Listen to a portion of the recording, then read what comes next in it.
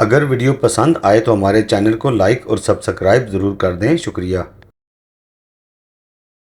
Pappu mummy سے: mummy, آپ تو کہتی تھیں کہ پری اڑتی ہے، پھر ساتھ والی آنٹی نبیلہ کیوں نہیں اڑتی؟ ممی بولی: بیٹا وہ پری نہیں ہے اس لیے۔ پپو بولا: لیکن پاپا تو اسے پری کہتے ہیں۔ ممی بولی: لے پتر، پھر اج آنٹی بھی اڑے گی تے نال تیرا پیو بھی۔ کل سبزی خرید رہا تھا، اچانک پرانی محبت پر نظر پڑی، وہ مسکرائی اور سلام کیا، پھر اپنے بچے سے بولی: بیٹا ماموں کو سلام کرو۔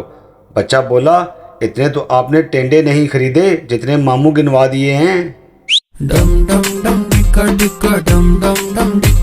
بیوی اپنے بچے کو پیٹ رہی تھی، باپ نے وجہ پوچھی، بیوی بولی: اسے کہا خوب پڑھو، اچھی بیوی ملے گی۔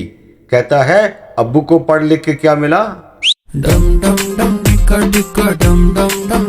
ملازم: سر جی آج میرا موڈ اچھا نہیں، آفس نہیں آؤں گا۔